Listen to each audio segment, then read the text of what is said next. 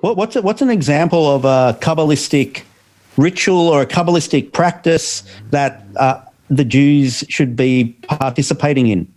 That's different to just rocking up to synagogue or rapping on a tefillin today. No. All of that nonsense. Forget all the rituals, synagogues, all of that. It's beyond that. What we're talking about here is an inherent connection that we have to develop between us. We have to feel our responsibility for both that people of Israel and the whole world.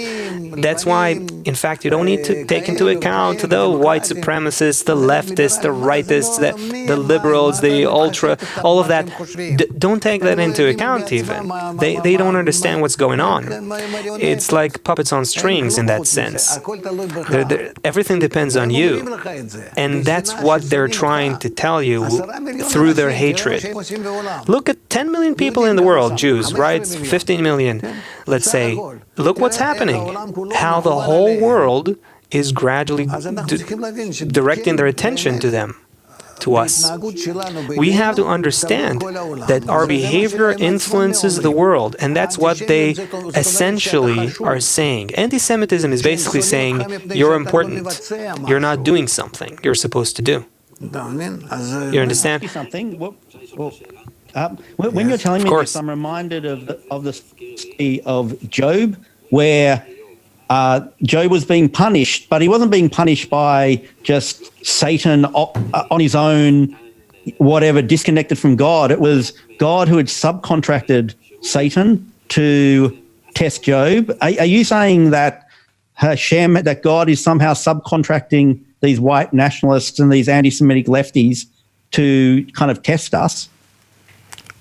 John, I see that you are very Jewish, very knowledgeable in also religion, but I'll tell you, it's true. But I see this as a law of nature. It's true that there's biblical stories in the scriptures and all of that, but what I'm looking at this from is how nature works. Nature is an integrated system. It's an interconnected whole system. This is also something that I've learned from my first profession, biocybernetics, which is the operating systems of human nature, starting from the human body and all the way, through all the spheres of the universe. What we have to understand is that there are laws here that are immutable.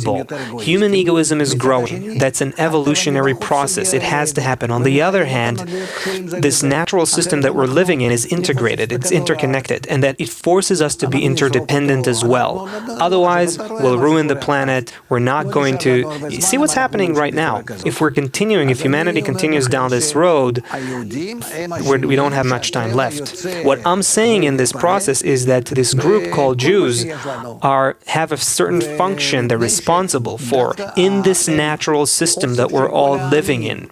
And that's because they emerged from a unity of all nations, all the nationalities that you have in the world by nature, by origin. The Jews are sort of like a concentration of all nations. That's how they emerged. That's how they were naturally created in ancient Babylon. And that's why if they create unity in that sort of model group, that will reverberate across the world, that will ripple throughout the world, and then animosity and hatred and fascism and extremism will subside. Everything will move towards balance. That's why all of this depends on us. And that's why there's hatred towards us that will keep rising and rising if we won't do that. I was talking about this dozens of years ago, decades ago. But you see, what's happening is only that anti-Semitism, unfortunately, sadly, is rising because we're not delivering that correction that needs to happen.